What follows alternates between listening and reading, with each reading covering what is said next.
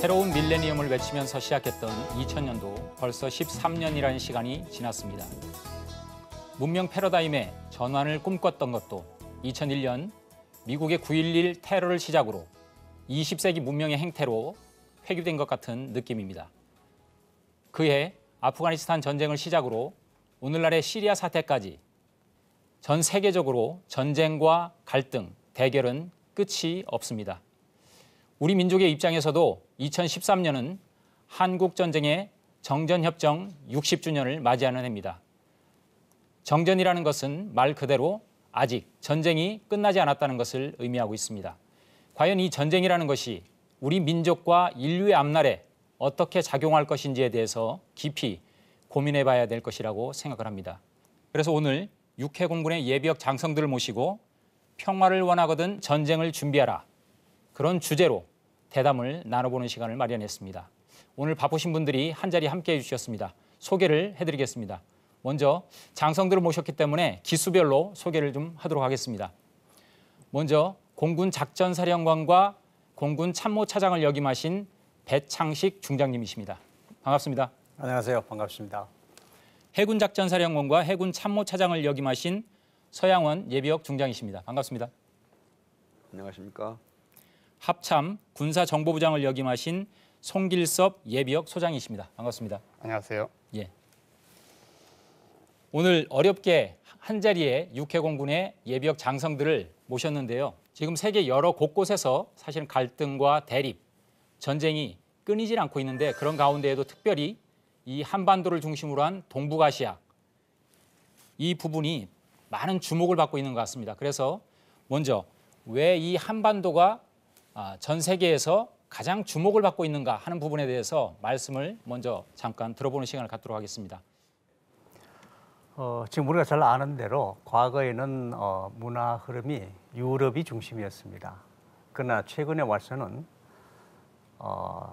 문화나 경제적, 군사적 중심이 동북아로 이제 변동이 되고 있죠. 특히 경제대국 일본과 과거에는 소련과 미국이 양극 체제를 이루고 있었지만은 최근에는 양극 체제 중심으로 부상한 중국과 미국이 여기에 관심이 많습니다. 그래서 많은 세계 언론들이 집중을 하고 있고 특히 최근에는 북한의 핵 개발과 미사일 발사, 특수전 부대 그리고 화학전 대비 등 여러 가지 이러한 지역 내 안보 위협이 있다 보니까 많은 세계 언론들이 대한반도를 주목을 하고 있는 것으로 생각이 됩니다. 지금 현재 한반도의 어떤 지정학적 또는 군사적 어떤 전략적 가치 뭐 이런 것들은 어떻습니까? 많은 세계인들이 한반도에 대해서 관심을 많이 가지고 있는데 그러나 군사적인 측면에서 보면은 한반도는 아시아의 발칸반도, 즉 전쟁이 많이 일어나는 곳으로 알려지고 있습니다. 특히 한반도는 대륙 세력에게는 바다로 진출할 수 있는 하나의 통로를 제공하고 또 해양 세력에게는 대륙으로 진출할 수 있는 통로를 제공하고 있기 때문에 과거로부터 주변국들의 충돌이 한반도 지역에서 많이 있어 왔습니다. 최근에 들어서는 그런데 조금 상황이 바뀌었습니다. 우리나라의 주변국들이 대부분 경제적인 측면에서 관심을 가지고 있기 때문에 정치적으로는 안정을 추구하는 쪽으로 주변 환경이 바뀌고 있습니다. 특히 중국의 경우는 시진핑 체제가 최근에 새로 접어들면서 경제적인 안정을 통해서 자기의 어떤 능력을 보여줘야 될 시점인데 근데 최근에 들어서 북한이라는 변수가 돌발하게 되었습니다. 북한의 김정은 체제로 새로이 바뀌었고 또 젊은이가 지도자가 되었기 때문에 상당히 돌출적인 그런 행동을 자주 하고 있습니다. 금년 초에 들어서 상당히 호전적인 발언을 하고 있는데 그것이 안정을 바라는 시진핑 체제에게는 상당히 부담으로 작용하고 있는 것이 사실입니다. 사실 올해가 정전 60주년이잖아요. 우리 민족의 입장에서 한국 전쟁이라는 것은 어떤 의미를 갖고 있는지 거기에 대해서 좀 말씀을 해주시죠. 송 장군님께서. 네. 참 두 우리 장군님들께서도 언급을 하셨는데 우리 한반도의 지정학적 위치는 그야말로 열강들 사이에서 다리 역할을 하고 있습니다. 육교적인 위치죠. 그래서 1945년부터 이제 1990년까지 이제 냉전 시대가 45년간 지속되는 가운데서 또 1950년 김일성이가 이제 한국 전쟁을 발발하지 않습니까? 이 2차 세계대전과 한국 전쟁 이 두 사건을 계기로 우리 한반도는 그야말로 공산 진영과 자유 진영으로 분단되는 그런 이제 운명에 처하게 됩니다. 그 이후에도 이 양대 세력 간의 그 대립각은 우리 한반도에서 끊임없이 지속되고 있다고 말할 수 있고, 그 다음에 그 열강들은 우리 한반도가 오히려 분단된 상태로 계속 유지되기를 희망하고 있는 면도 있습니다. 이것이 이제 열강들의 대한반도 정책에 있어서 그 기조가 되는 현상 유지 정책이라고 하는데, 이 부분은 이제 앞으로 우리가 통일을 앞두고 좀 해결해야 될 큰 과제라고 보고, 이 한국 전쟁으로 인해서 우리 민족은 그야말로 분단된 상태에서 정말 통일을 구가하는 현 시점에서 굉장히 그 방해 요소로 작용하고 있다, 이렇게 볼 수 있고, 특히 이제 최근에 중국이 지투 국가로 부상하면서 이제 이 한반도를 중심으로 한 미국과 중국 간의 어떤 경쟁 패턴 또는 패권 경쟁에 우리 한반도가 또 중앙 부분에 위치하고 있기 때문에 냉전 후에도 우리 한반도의 전략적 가치는 매우 중요하고, 또다시 6.25 같은 전쟁이 발발할 경우는 이 3차 대전으로 확전될 수 있는 그런 도화선이 될 수 있는 지역이 우리 한반도다, 이렇게 말씀드릴 수가 있습니다. 예. 상당히 뭐 말씀 그대로 위험한 지역이다, 뭐 이런 말씀이신데, 네, 그렇습니다. 배사령관님께서는 전체적으로 한번 그 한국 전쟁이 낳은 피해 규모와 그리고 그 의미에 대해서 한번 정리를 좀 해주시죠. 우선 인적인 사상을 보면은 민간인이 600만 명 그 사상에 37만 명이 사망을 했습니다. 그리고 국군은 약 32만 명 사상에 6만 명이 사망을 했습니다. 연합군이 약 16만 명 사상에 4만 명이 전사를 했고, 여러분 오래전에 KBS 방송된 대로 1,000만 이상 가족을 남겼습니다. 그리고 또 10만 명이라는 많은 고아를 남겼죠. 당시 우리 인구가 3천만 정도였죠? 남북 네, 그렇습니다.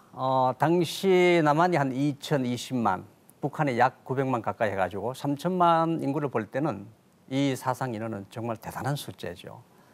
근데 지금은 남북한을 비교해 보면은 당시보다 훨씬 많은 그 무기와 또 성능이 또 좋아져 가지고 만일에 다시 이 땅에 제2의 6.25가 난다 하면은 정말 우리는 다시 재건하기도 힘들고 씻을 수 없는 아마 상처가 있지 않을까 생각이 듭니다. 그래서 이러한 연유로 다시는 이 땅에 6.25 같은 비극이 없는 나라로 우리가 만들도록 모두 힘을 합쳐서 노력을 해야 된다고 생각을 합니다. 서양원 제도께서도 한 말씀 정리 부탁드립니다. 네, 조금 전에 배 장군님께서도 말씀을 하셨지만 6.25 전쟁의 교훈은 한마디로 말하면 전쟁에 대비하지 않음으로써 우리에게 어떠한 피해를 주었는가를 잘 나타내는 전쟁이라고 하겠습니다. 우리 역사에는 이러한 그 예가 상당히 많이 있습니다. 임진왜란을 예를 들면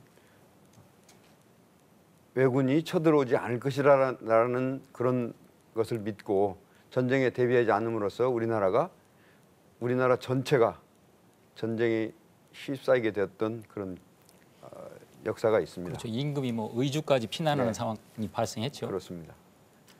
그런데 그 전쟁의 뼈아픈 역사를 우리 민족들은 금방 또 잊어버렸습니다. 그래서 그 뒤 전쟁에 대비하지 않음으로써 우리나라가 일본의 식민지가 되는 그런 뼈아픈 역사를 겪게 되었고, 또 그 뒤로 광복이 된 지 얼마 되지 않아서 오늘 주제가 되는 6.25 전쟁을 다시 또 겪게 되었습니다.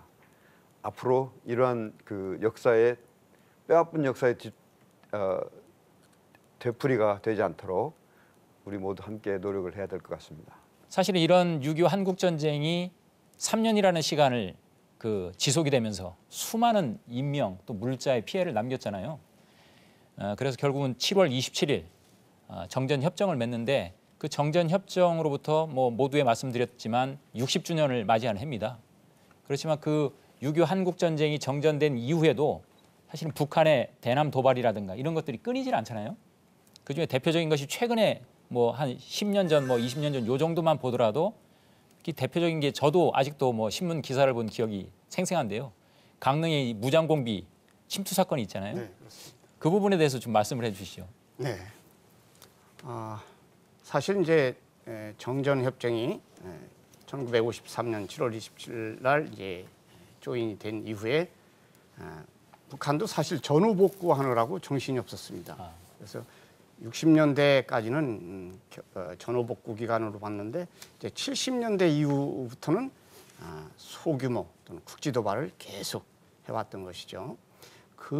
그런 상황은 어떻게 보면 김일성 입장에서는 대한민국의 어떤 안보 의식이라든지 군의 경계 태세를 점검하는 그런 그 의도도 숨어 있다고 보겠습니다. 권투로 치면 뭐 이렇게 잽을 날리는 그렇죠. 그런 과정이라고 네, 볼 수 적의 있겠군요. 어떤 준비 태세 또는 경계 태세를 시험하는 그런 소위 소규모 도발이었는데 이 강릉 무장공비 이 침투 사건은 우리가 이제 IMF 시대를 1997년 맞이하지 않습니까? 예. 그 한 해 전의 일인데 이제 9월 달입니다만 9월 18일 날 새벽 1시 반경에 강릉시 그 안인진리의 대포리라는 해안이 있습니다. 예. 거기에서 30m 정도 이격된 해안가에 상어급 잠수함 약 300톤급이 되는데 이 잠수함은 북한에서 독자적으로 지금 화면에 보입니다만은 제조한 것입니다. 이 사람들의 침투한 목적은 사실은 군사 정찰이 목적이었습니다. 26명이 저 상어급 잠수함에 승선해서 내려왔는데 이 사람들의 목적은 강릉에 있는 우리의 어떤 전투 비행장이라든지 군사 시설을 대해서 사진을 촬영하고 첩보 수집을 하려는 그런 목적으로 내려온 소위 정찰 총국 소속 이제 공작원들이었습니다. 그런데 실제 이게 문제는 이 잠수함을 발견한 그 장본인이 초속 경계병이 아니라 택시 기사였다는 거죠. 이진주 씨라고 택시 기사가 이 잠수함을 발견하고 경찰에 신고하게 됩니다. 그때부터 이제 작전이 시작됐는데 무려 9월 19일부터 11월 5일까지 50일간에 걸쳐서 이 게릴라 무장공비 소탕 작전을 전개합니다. 50일이라는 것은 대단히 장기간입니다, 사실.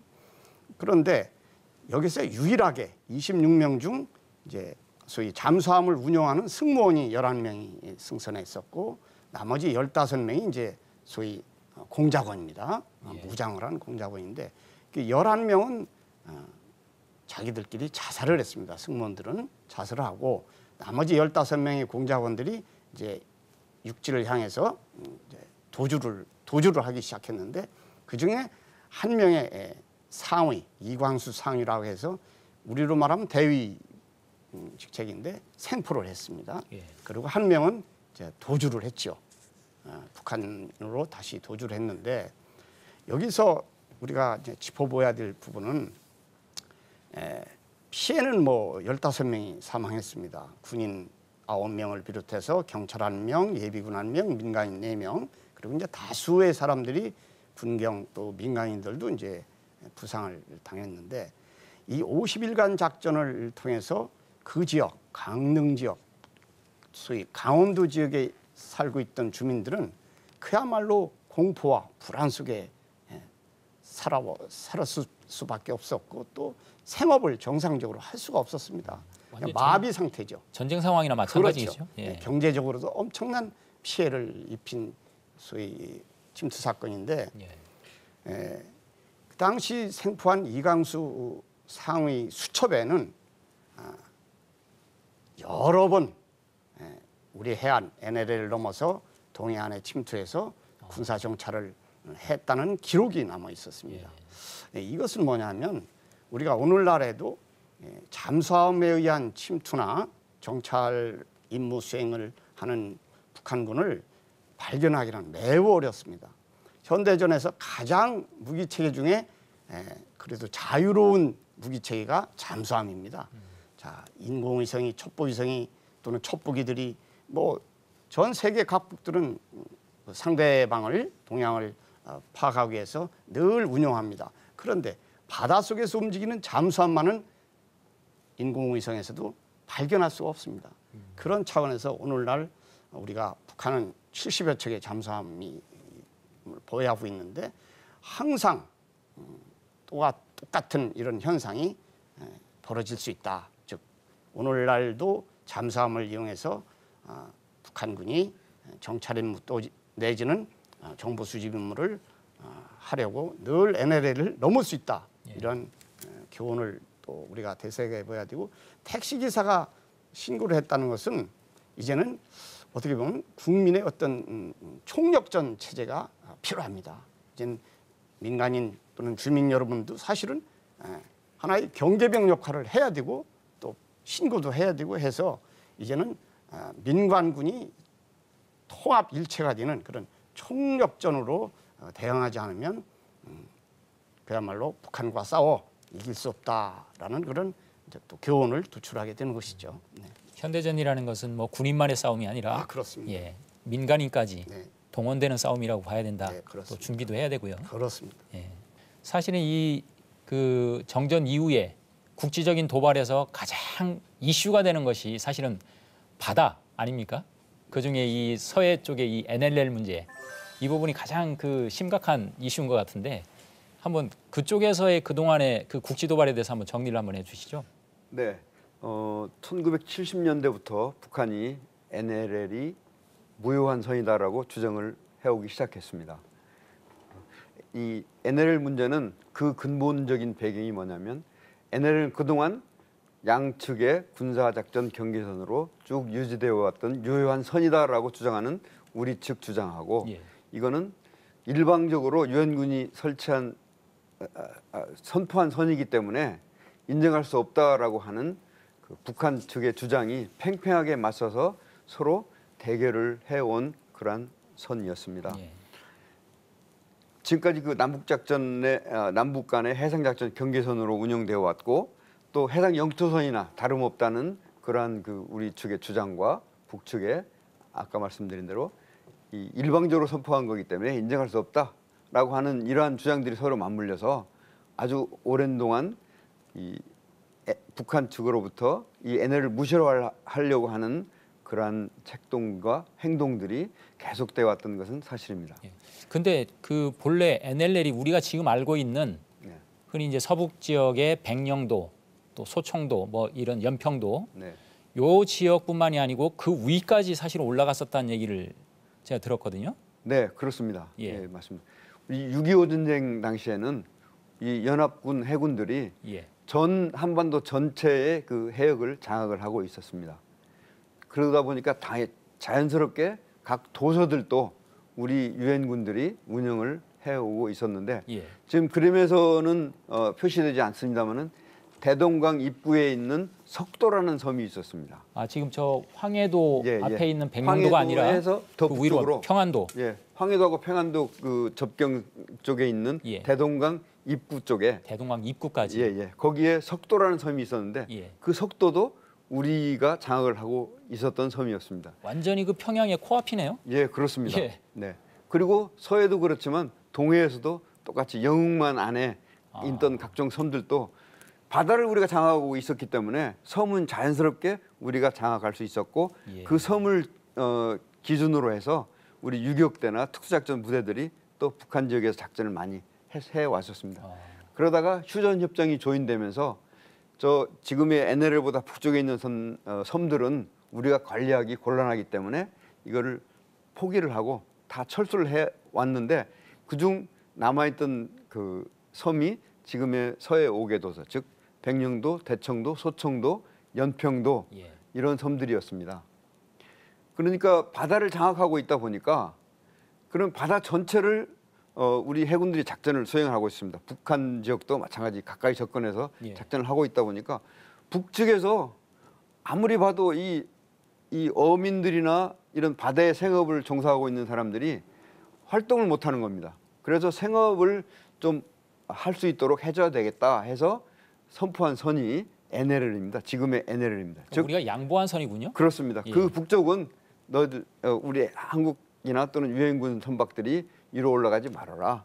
북한들도 생업을 해야 되고 또 통항을 해야 되기 때문에 예. 그래서 양보해준 선인데 지금 북측에서 볼 때는 그 당시에는 아주 감지덕지한 그런 선이었습니다. 예. 그래서 아무런 이의를 제기하지 않았습니다. 북한에서. 그것이 1970년대까지 계속 쭉 이어왔는데 1973년도가 되면서 북한에서 이 기습 공격 전력들을 좀 갖게 되고 또 잠수함도 갖게 되고 지대함 유도함도 갖게 되다 보니까 이제 그 선을 이제 인정할 수 없다라는 생각이 들게 된 겁니다. 그래서 1973년도에 그 서해 오게도서 주변의 그 해역은 북한의 연해 지역이기 때문에 예. 우리 해역이다. 그러니 거기를 들어가려면은 허가를 받아라라는 그런 주장을 하기 시작했습니다. 저 그림에 보이는 저 빨간 선이 다 엉터리 같은 선이지만 그 저 선을 지켜라라고 주장을 하면서 그것을 수시로 NLL 선 남쪽으로 내려오면서 그 도발을 해오기 시작했습니다.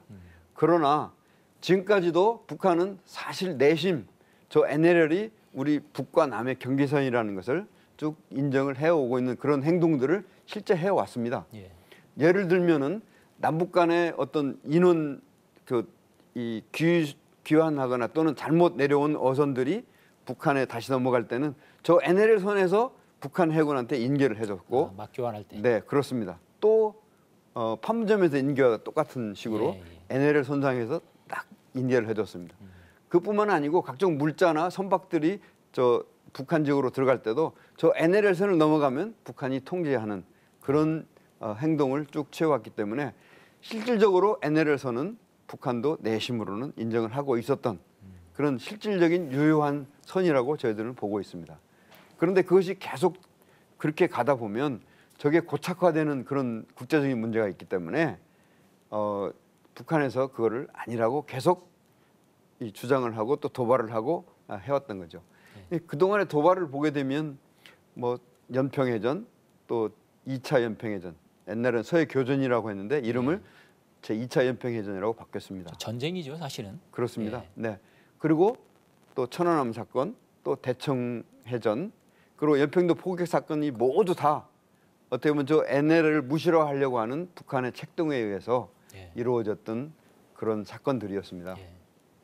지금 그 NLL을 중심으로 해서 사실은 북측 지역에서 그 해안이나 이런 곳에 상당히 많은 어떤 그 포나 이런 것들이 배치가 돼 있는 걸로 알고 있거든요. 네, 그렇습니다. 예. 이 남과 북이 NLL에서 교전도 벌어지고 또 포격 사건도 있다가 보니까 남과 북이 상당히 많은 전력들을 그 NLL 주변 내역에 배치를 하고 있습니다. 예. 우리 해군도 마찬가지로 최신의 전력을 그 NLL 부근에 배치를 해서 북측의 무실화 책동을 제압하려고 하는 그런 노력을 하고 있는데 북한도 마찬가지입니다. 기존의 경비 세력 이외에 해안포, 또 지대함 유도탄 또는 잠수정, 또 여차할구에 상륙까지 하겠다는 그런 위협을 보기 위해서 공기부양적으로 만들어진 상륙정 또는 그 잠수정이나 또는 저 항공기들을 최신의 항공기들을 저 NLL 부근에 배치를 해서 위협하고 있습니다. 우리가 좀 유심히 지켜봐야 되는 장소 중에 하나군요. 네, 거기가. 그렇습니다. 예. 그러니까 만약 북한이 어떤 그 도발을 해야 될 상황이 자기들 나름대로 발생한다면 예. 제가 볼 때는 틀림없이 저 NLL 부근 수역이 아니겠느냐. 왜냐하면 북한의 속성이 어떤 그 자기들이 궁지에 몰리거나 또는 정치적으로 어떤 돌파구를 마련할 필요가 있을 때는 항상 도발을 해왔는데 그 도발이 가장 쉬운 것이 서로 이렇게 의견이 충돌하고 있는 NLL 지역이라고 보기 때문입니다. 예. 그 방금 말씀하셨지만 연평도 포격 네. 사실은 그 이후에 그 우리 군의 교전 규칙이 달라졌다는 그런 얘기를 들었거든요, 배사령관님. 네. 예. 제가 먼저 사회자님께 질문 하나 드리겠습니다. 그 운전하시죠? 예. 스포츠 좋아하시죠? 아, 예, 좋아합니다. 운전을 하면 우리가 교통 규칙을 지켜야 하고 스포츠도 그 종류에 따라서 룰을 지켜야 되죠. 그렇죠. 예, 전쟁도 마찬가지입니다. 이 교정 규칙은 전시와 평시 두 가지 교정 규칙이 있습니다. 예. 그런데 현재 이 교정 규칙이 잘 안 지켜 있거든요. 근데 최근에 이제 우리 군은 정전 60주년 맞아가지고 북한의 그 게릴라전 혹은 국지 도발에 어떻게 더 효율적으로 대비할 수가 해가지고 평시 교전 규칙을 유엔사 정전 교전 규칙을 토대로 해가지고 새로 최근에 만들었습니다. 예. 그래서 아마 앞으로는 좀 더 우리가 이제 그 북한의 도발에 더 효과적으로 대응할 수 있을 걸로 저는 생각을 합니다. 그러나 좀 전에 언급하신 그 연평도 포격 때는 조금 문제가 있었습니다. 사실은 그때까지만 해도 적이 공격을 하면은 동종동량, 그러니까 적이 쏘는 그 무기가 비슷한 화력 가지고 2, 3배 적을 포격해라 이렇게 하다 보니까 사실 문제가 있었죠. 포는 빨리 와서 얻어맞는데 언제 보고하고 다 해가지고 가려면 너무 시간이 늦습니다. 그렇죠. 그래서 이거는 교전 규칙에도 약간의 문제가 있지만 사실은 그 보고 체계와 훈련 체계도 좀 더 점검할 필요가 있었던 그러한 도발이었습니다. 그래서 그 이후에 이런 문제점을 없애기 위해 가지고 이제 만일에 또다시 연평도와 같은 혹은 제3의 다른 장소에서 북한이 도발한다면은 이제는 보고하려고 기다리지 말고 공격받는 즉시로 바로 공격해라. 그러니까 다시 말해서 선조치 먼저 공격을 하고 이런 상황이 있어서 공격을 했으면 후 보고를 해라. 예. 두 번째는 동종동량으로 비례성으로 하지 말고 지금 바로 도발하는 그 세력과 또 그 세력을 지원하는 지원 세력까지 완전히 다 공격을 해가지고 제압을 해라 이렇게 되어 있습니다. 예. 그래서 아마 앞으로는 북한도 연평도와 같은 그러한 아마 포격은 섣불리 하지 않으리라고 생각이 되고 우리 군이 참으로 그건 대응을 아주 잘하고 있다고 저는 생각을 합니다. 근데 아까 이제 한국 전쟁에 대해서 좀 살펴볼 때 네. 사실은 바다만큼은 그 해군에 우리 해군이 장악을 했다 이런 말씀을 하셨잖아요. 근데 현대전에 있어서 사실은 공군의 역할이 대단히 크잖아요. 네. 현재 남북한의 공군의 어떤 단순 비교만 한다면 지금 상황이 어느 정도입니까? 사실적인 이제 우리 해군 제독도 계시고 육군 장군도 계시지만 이 공군 작전하는 걸 한번 보여드렸으면 좋겠는데 실제로 못 보여드린 게 굉장히 안타깝습니다. 아시겠지만 현대전에 보면은 뭐 걸프전, 아프간전, 코소보, 뭐 이락전 전부 해가지고 사실 인명 피해를 지금 줄여야 되는 것이 전쟁의 큰 목표 중에 하나입니다. 예. 특히 육군이 인명 피해가 많은데 이렇게 하기 위해서는 전쟁 초기에 대부분 공군력과 해군이 제압을 합니다. 하고 이제 나중에 이제 육군이 이제 진격을 하는데 특히 산악지대 같으면은 공군이 먼저 제압하지만 안 됩니다. 해군은 또 어느 제한이 있기 때문에. 그런데 이번에 그런 식으로 쭉 했는데 참 이 공군력이 대단한데 지금 말씀드린 남북한 공군을 비교하면은 제가 볼 때는 숫자는 북한이 좀 많습니다. 우리보다. 그러나 지금 숫자 문제보다도 얼마나 정밀하게 필요한 목표를 타격을 할 수 있느냐. 그다음 두 번째는 얼마만큼 파괴를 할 수 있느냐. 이런 여러 가지 그 사항이기 때문에 그런 걸 비교해보면 숫자는 적지만은 우리는 신에게 가지고 아주 정밀하게 필요한 부분을 공격할 수가 있습니다. 이러다 보니까 참 비교가 어렵습니다. 그래서 대체적인 비교는 한국 공군이 북한보다 조금 앞선다 이렇게 되어 있습니다. 그러나 중요한 것은 아마 여러분 아시겠지만 스포츠에서 같이 이렇게 경기를 비슷한 사람이 하면 결판이 잘 안 나지 않습니까? 그렇죠. 그거는 스포츠지만 전시에는 가서 비슷하게 결판이 잘 안 나면은 굉장히 오래 갑니다. 그럼 양쪽 다 피해를 대단히 많이 입습니다. 거기는 생명이 뺏길 수도 있고 중부상도 당할 수가 있고 그래서 좀 우시한 전력을 가지고 빨리 종결을 해야 됩니다.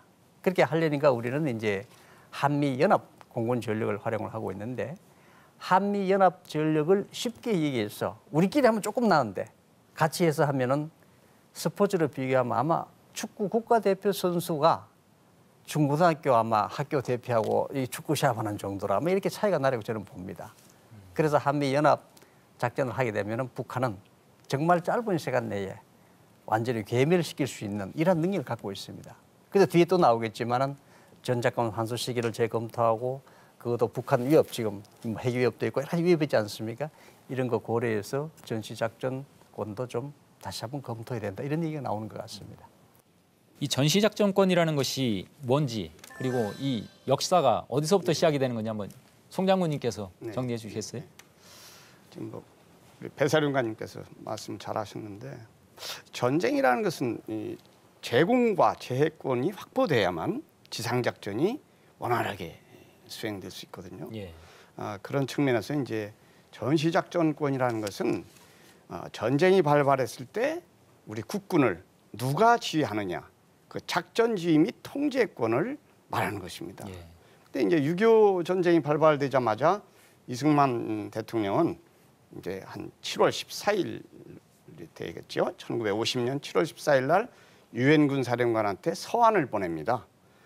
작전의 어떤 일원화와 효율성을 증대시키기 위해서 미 8군 사령관 당신이 우리 국군까지 포함해서 한국 동남에 투입된 모든 병력을 통제하고 지휘하라.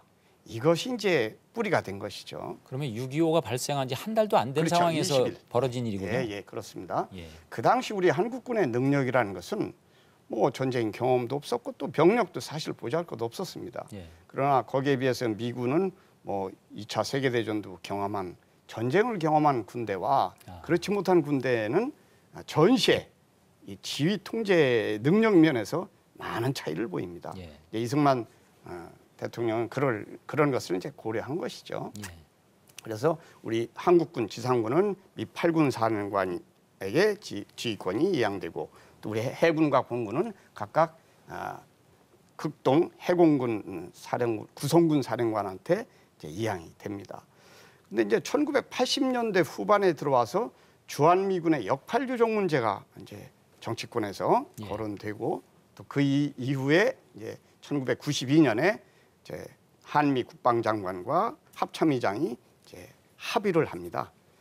1994년까지는 평시작전 통제권을 한국군한테 이양하고 그다음에 2012년까지 4월 1일까지 전시작전권을 한국군한테 이양하기로 이제 합의를 했는데 평시작전권이라는 것은 이제 아까 강릉 무장 공비 침투 사건이라든지 국지 도발이 일어났을 때 우리 한국군이 단독으로 얼마든지 이제 소위 작전 통제나 지휘를 할 수 있습니다. 그것은 뭐 94년대 저희 한국군에게 이양이 됐습니다.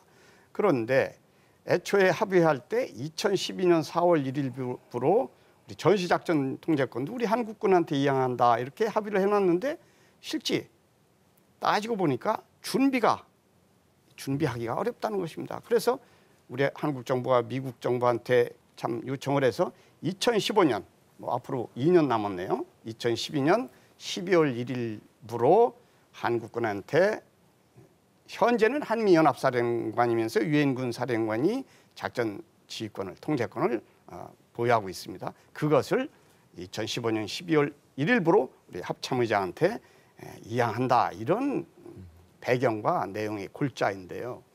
문제는 이제 상황이 바뀌는 겁니다. 입장이 지금의 연합방위 체제는 소위 미군이 주도가 되고 한국군이 사실 보조 역할을 하게 돼 있는데 이제 전시작전 통제권이 한국군한테로 이양되면 이제 바뀌는 겁니다. 역할이 한국 합참이 주도하고 미군은 보조 역할, 지원 역할로 이제 변하는 것이죠.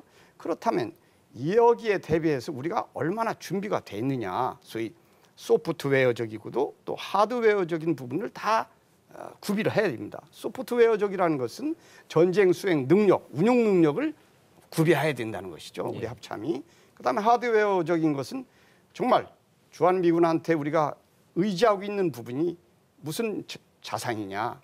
그 군사장비 중에서도 정보자산 같은 것은 굉장히 지금도 사실 미군한테 의존하고 있는 게 현실입니다. 이런 부분들을 다 준비가 된 상태에서 전시작전권이 우리 한국군한테 이양돼야 되는데 우리 국군의 사정을 제일 잘 아는 국방장관이 언급한 이 측면을 고려할 때 아직도 우리가 2015년 12월 1일부로 전시작전 통제권을 환수할 준비가 안 돼 있다는 것을 반증하는 것이죠. 미국 정부 입장은 변함이 없습니다.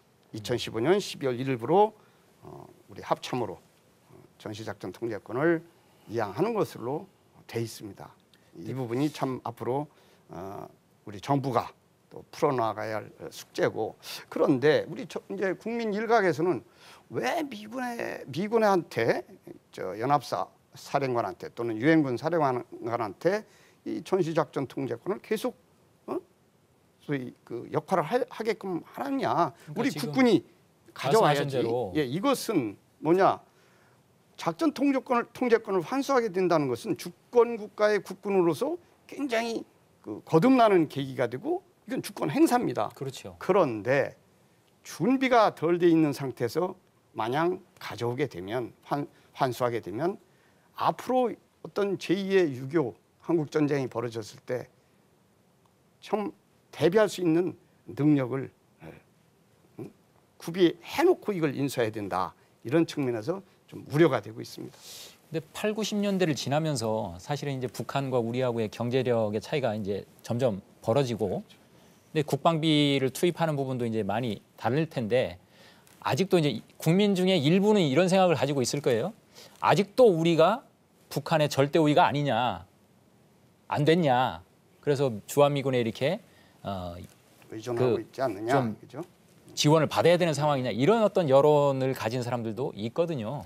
전쟁 원칙에 보면 우리의 작전 계획은 방어 개념입니다. 방어 개념이라는 것은 우리는 북한을 공격할 의사도 없고 그런 계획도 없다는 뜻인데, 물론 북한은 공세적인 공격 개념입니다. 그런데 전쟁을 수행하다 보면 방어 개념이라도 이라고 하더라도 적이 100이라는 전력을 보유했을 때는 최소한 70이라는 전력은 보유해야만 방어할 수 있다는 그런 어떤 통계 또는 그 전례가 있습니다. 그랬을 때 우리 미군의 지원 없이 우리 한국군 독자적으로 과연 북한군에 대비해서 70%의 전력을 확보했느냐, 이 부분을 이제 우리는 예의주시하는 거죠. 네, 거기까지만 말씀드리겠습니다. 거의 뭐 1대1도 아니고 지금 70%를 말씀하셨는데 대사령관님, 우리가 전작권을 환수하는 것이 정말로 어려운 상황인가 봅니다. 고려해야 될 사항 참으로 많죠. 단순히 뭐 물론 과거에는 70% 선을 많이 주장을 했습니다만은 지금 이 한반도처럼 아까 서두에도 나왔습니다만은 한반도처럼 핵과 미사일과 화학무기와 세균전, 그다음에 특수부대 이런 전력을 갖고 있는 나라는 세계 어느 나라도 없습니다. 그래서 과거에는 우리가 준비하면 되겠다 생각을 했을지 모르지만 지금 남북한에게 상황이 너무나 많이 바뀌었다는 겁니다. 이제 2부에서 우리가 다시 핵에 대한 토론한 말씀을 드리겠지만 이 상황이 너무 바뀌었습니다. 예를 들어서 내가 집에 지금 잘 살다가 우리 집을 내가 지켜야지, 내가 가장인데 내가 힘이 안 되면, 힘이 되면 내가 지키면 물론 좋습니다. 그러나 내가 힘이 버거울 때는 경찰 요청하고 개인 경호도 싸서 쓰고 해야 됩니다. 그렇게 해서 내 가족 지키는 것이 더 중요합니다. 그 어느 것이 중요하냐, 이거는 정말 국가를 지도하는 사람이 결정을 해야 됩니다. 그래서 아까 잠깐 말씀드린 대로 올 초에 북한이 핵을 갖고 위협할 때 우리는 할 방법이 별로 없었습니다, 솔직히. 그러니까 그러면은 능력이 안 되니까 안 되지만 우리가 해가지고 우리 국민, 우리 재산 모르겠다 할 것이냐, 이게. 그래 하는 수 없이 또 미 B1이 오고 F-22가 오고 또 해군 항모도 들어오고 이렇게 해서 무력 시위에서 잠을 재웠던 것입니다. 그래서 이걸 잘 생각해야 되는 것이 정말 우리 백성들을 보호하고 우리 국가를 보호하려고 그러면은 순수 우리 전력으로 되겠느냐, 이 판단을 해야 됩니다. 그래서 지금 자주권도 좋고 다 좋은데 그 이전에 우리들의 안전, 국가의 안전이 더 우선으로 돼야 된다고 저는 봅니다. 그렇기 때문에 지금 많은 얘기 나오지만 사실 오래전부터 저는 아직은 시기가 아니다. 특히 최근에 와서는 북이 핵을 개발하고 비대칭, 소위 아주 위험한 전력이거든요. 이러한 전력이 있는 한은 당분간 지금 15년 12월 계획된 것을 해라 하지 말라는 제가 여기서 말씀드릴 수는 없지만은 이러한 것을 종합 검토해서 재고해야 되지 않느냐 이 생각을 합니다. 순수한 개인적으로는 아마 좀 시기상조다 이렇게 말씀드릴 수가 있겠습니다. 지금 이 전작권 이전 문제가 6.25 한국전쟁 전에 에치슨 라인하고의 어떤 문제하고 연결되는 그런 어떤 데자부 현상을 일으키는 게 아닌가 하는 그런 얘기도 있거든요. 네, 그것도 사실입니다. 그러나 세월이 이제 거의 60년 되다 보니까 유사한 점은 있지만은 뭐 같다고는 볼 수가 없는데 당시 에치슨 라인은 6.25가 나던 해 1월 달에 미 국방장관 에치슨이 이 선언을 했죠. 예. 이 선언을 함으로써 사실은 우방국을 지켜준다는 그 방어 구역이 한국이 포함되어 있다가 그 방어선이 오키나와와 필리핀까지 연결되면서 한국이 제외돼 버린 것입니다. 이렇게 제어돼 가지고 물론 전쟁은 한 가지 이유로 전쟁이 일어나지는 않습니다만은 이것이 북한으로 하여금 오판하는데 상당히 큰 작용을 했다는 것입니다. 그러니까 북한에서는 미국이 한반도는 안전 지켜주는 나라 구역에서 제외되었구나. 그러니까 빠진 겁니다. 사실은 지도상으로 보면은. 예. 그래서 그걸 오판해가지고 1월 달에 그 선언이 됐는데 5개월 후에 6.25가 일어났거든요. 그래서 지금도 전작권도 마찬가지입니다. 지금 아까 잠깐 연합전력을 말씀드렸지만은 지금 솔직히 북한 전면전 못합니다. 왜냐하면은 연합전력으로 하게 되면은 북한이 자기가 멸망한다는 걸 알거든요. 예. 내가 죽는데 내가 왜 덤비느냐 이겁니다. 그러나 지금 다시 전작권을 한국이 한다 그러면 지금 체제로 그대로 연합전력을 사용할 수가 있고 또 우리가 훈련하면 된다고 하지만은 과연 한미가 언제까지 이렇게 동맹국으로서 긴밀한 관계 유지할 수 있느냐 이겁니다. 만일에 우리가 한다 그럴 적에 미국이 지원이 조금 소홀해지면 굉장히 어려워지는 상황에 처하게 됩니다. 지금처럼 연합사령관이 하게 되면은 그냥 자기 전력을 요청해서 많이 불러옵니다. 그러면 여기서 제가 합동군 사령관이 돼가지고 미국이 되고 폭격기 부족합니다. 몇 대 보내주시오. 그거 쉽게 보내줄까요? 그러한 우리 이제 예상을 해야 되기 때문에 그래서 전작권 환수가 대단히 어렵다는 겁니다. 그래서 어쨌거나 좀 더 이러한 안보 위협과 현 상황을 좀 더 많이 고려해서 이 전작권 환수 시기를 재검토해야 된다고 생각을 합니다. 전략적인 측면에 있어서 사실은 정보전, 뭐 이런 어떤 교란전 이런 것들이 대단히 중요하잖아요. 우리가 손자병법에도 나옵니다만은 적을 알지 않고 전쟁을 수행한다는 것은 있을 수 없는 일입니다. 근데 현대에 와서도 사실 똑같은 맥락을 유지하고 있는 것이 이제 북한의 대남 전략인데요. 선남조선 혁명이라는 건 쉽게 얘기해서 남한을 분홍색으로 물들여 놓고 그때 이제 인민군을 그 후에 투입시키겠다는 개념인데 이게 매우 사실 우리들이 주목해야 되고 사실 간과해서는 안 될 부분인데 이를 위해서 북한은 일찍부터 3대 혁명 역량 강화라는 목표를 세워놓고 있습니다. 그래서 북한 사회주의 혁명 역량 강화, 남한 사회주의 혁명 역량 강화, 국제 사회주의 혁명 역량 강화 이 세 가지 혁명 역량이 강화됐을 때 이제 무력에 의한 적화 통일을 하겠다는 건데 말 그대로 이제 주변 여건이 조성이 된 그렇죠. 뒤에 한다는 얘기군요. 전쟁을 수행하기 위한 여건을 마련하는 건데 예. 이제 두 번째가 중요합니다. 남한 사회주의 혁명 역량 강화를 위해서 북한이 어떤 지금 행동을 하고 있느냐.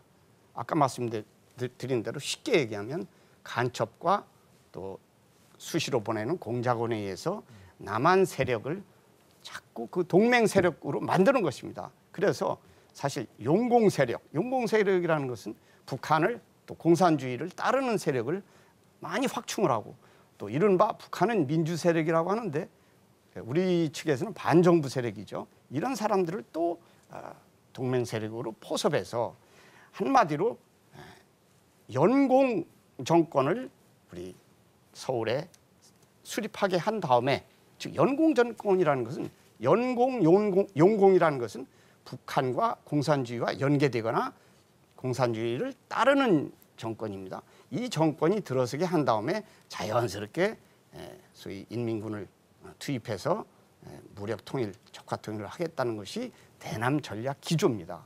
거기에 큰 역할을 하는 것이 이제 소위 공작원들이죠, 간첩들인데 이것이 이제 남조선 혁명이라는 큰 틀 안에서 간첩들이 우리 정부의 소위 또는 군에 대한 정보 수집을 해서 이제 북한에 보고하는 이런 시스템인데 최근 들어서 이제 우리가 중국과 많은 교류를 하지 않습니까? 예. 이렇게 사례를 보면 이 간첩들이 중국에 본거지를 두고 정말 자유롭게 오히려 정말 좋아졌습니다. 북한 입장에서는 간첩 운영하는 데 있어서 우리는 뭐 아주 자유로운 사회 아닙니까? 그래서 중국을 통해서 많은 소위 공작원 내지는 간첩들이 침투하고 있다라고 이렇게 봅니다. 사실은 이제 지금 우리 분단과 대결의 어떤 과정에서 그 정점에 있는 것이 이 북한 핵 문제가 아닌가 하는 그런 생각을 하는데요. 이 북한의 핵 개발이 얼마나 심각한지에 대해서 이제 우리 국민들이 아직도 잘 인식을 못하는 것 같은데요. 핵무기라는 것은 어떤 무기입니까, 배사령관님?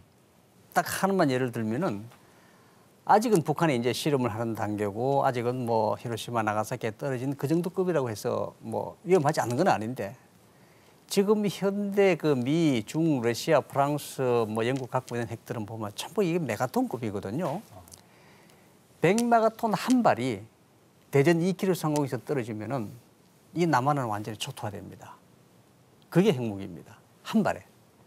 그래서 과거에 미소 냉전 시대 때 핵은 많이 탄두로 몇천 개가 됩니다. 미국과 소련은 그 당시에.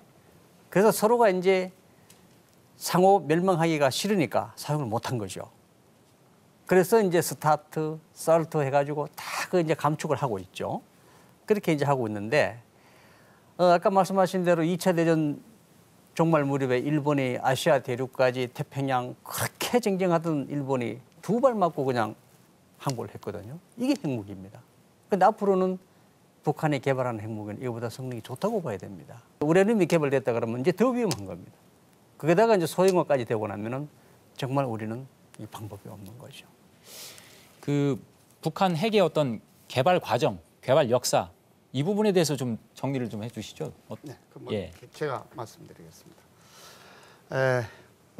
북한은 이제 한국 전쟁이 끝나자마자 아까 말씀드렸습니다만은 전후복구 사업에 좀 매진합니다. 그래서 해외 자본과 기술을 이제 본격적으로 도입하게 되는데 그 일환으로 이제 1956년 뭐 전쟁 끝난 후 한 3년 후에 소련과 핵 연구소 조직에 대한 그 협정을 또 체결하고 또 1959년도에는 조소 원자력 평화 이용에 관한 협정을 체결합니다. 전쟁 후에 3년 뒤에 그렇죠. 시작이 된 거란 얘기죠. 예. 그다음에 이제 본격적으로 1959년 조소 원자력 평화 이용에 관한 협정을 체결하면서 실제 영변 현재 핵시설 단지의 제1원자로 이것은 소형입니다만 연구용 원자로인데 그것을 소련으로부터 지원을 받아서 설비를 합니다.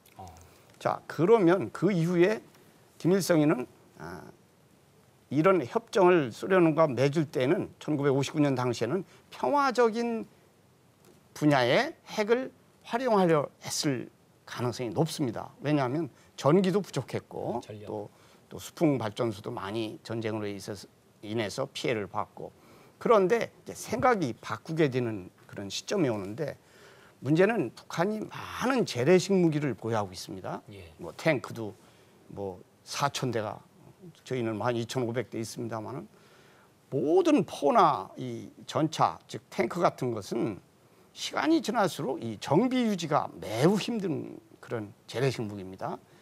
유지비가 많이 든다는 거죠. 유지 보수가 힘들다. 예, 그렇죠. 예. 운영 유지비가 많이 들고 이 유지하기가 매우 참 예산이 더 많이 들기 때문에 핵폭탄을 한번 만들어 놓으면 이런 것이 다 해소가 된다. 그래서 이 59년도에 조소 원자력 평화협정을 맺은 이후에 김일성이는 북한 모스크바 북방에 국립 핵 연구소가 있습니다. 드보나 연구소라고 있는데 거기에 매년 수명씩 연구원 또는 기술자를 보냅니다. 즉 기술 축적을 위해서 현재는 뭐 김일성 종합대학이나 김책공대 같은 데서도 머리 좋은 젊은이들을 이 핵공학 분야에 양성을 해서 약 3,000명의 핵 관련 기술자를 확보한 것으로 좀 파악하고 있는데 아무튼 1980년대 들어와서 우리가 이제 아세안 게임을 했을 때가 1986년 아닙니까? 예. 그 시점에서 북한은 벌써 영변 핵시설 단지에서 고폭 실험을 하기 시작합니다. 이 고폭 실험이라는 것은 뇌관 실험입니다. 뇌관, 소위 신관의 어떤 소위 발화 실험인데 한 150여 회 그런 실험을 하면서 이제 폐연료봉을 재처리해서 플루토늄 239를 이제 추출해내기 시작한 거죠. 결국은 이제 원자폭탄은 크게 플루토늄탄과 우라늄탄으로 구분되는데 농축 우라늄 235를 농축시켜서 내는 게 이제 우라늄탄.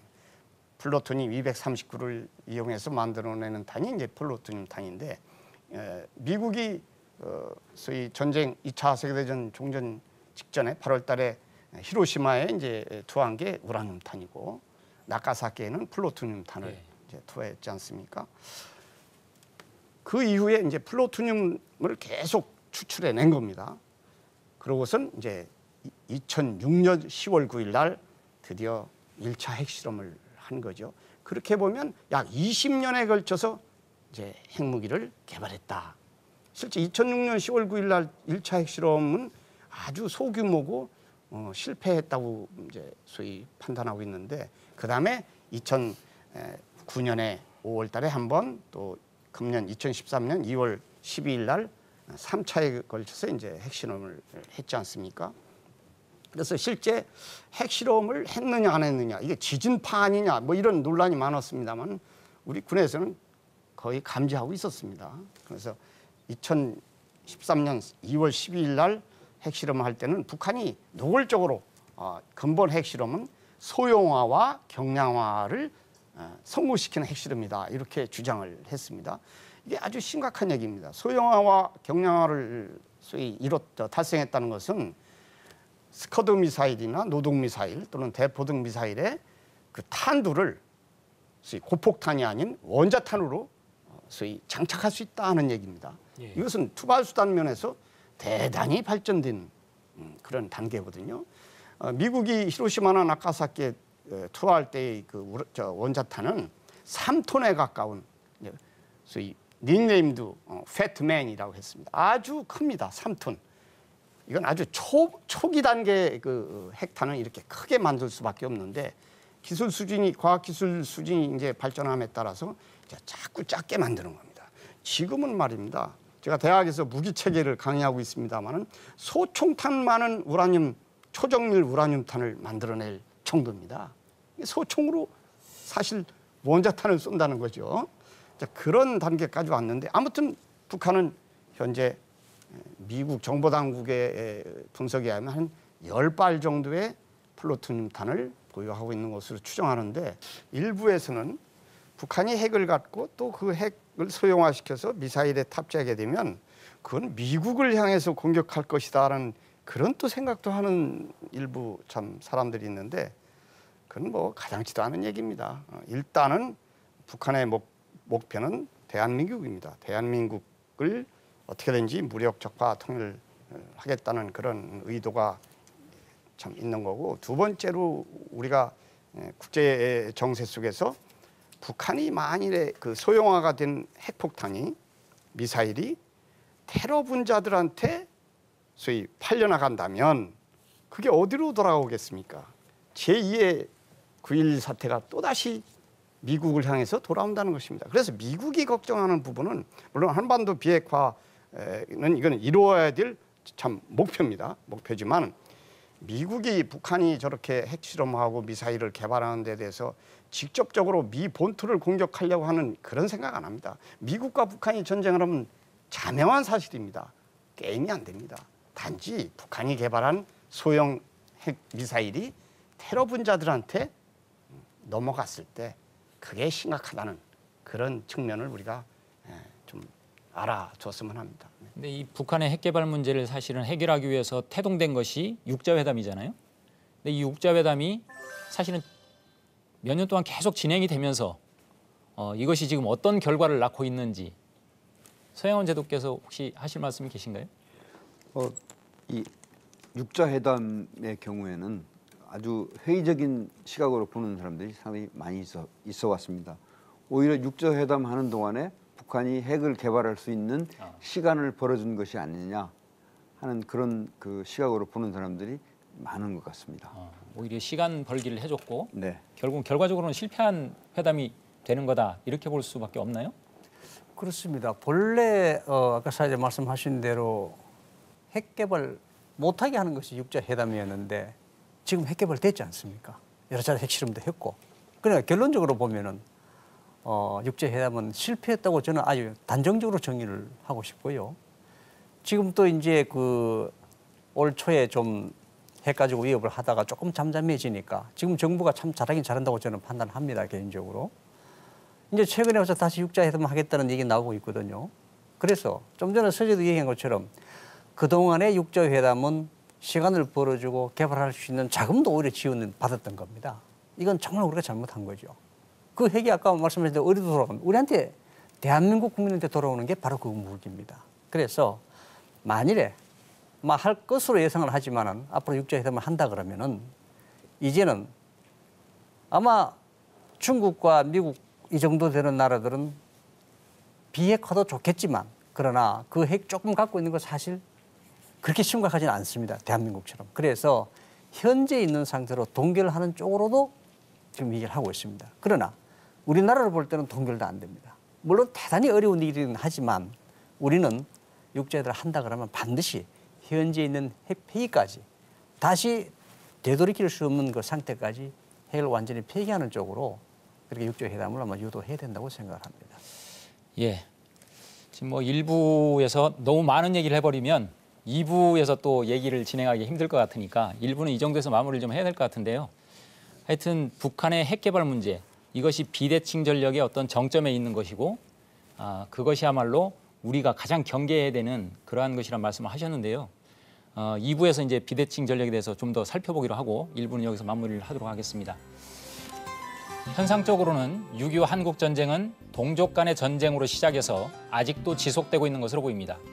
그렇지만 한국전쟁의 이면에는 2차 세계대전의 종결 후에 동서냉전구도의 형성 과정 속에서 계획되고 집행된 전쟁이라는 것을 알 수 있습니다.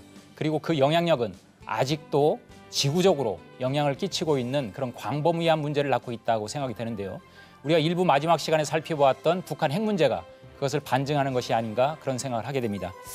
그래서 2부에서는 좀 더 구체적으로 남북한의 전력 비교를 해보면서 남북 대치 상황에서 과연 이 한반도의 군사적 대결이 얼마나 심각한지에 대해서 구체적으로 좀 살펴보는 시간을 갖도록 하겠습니다.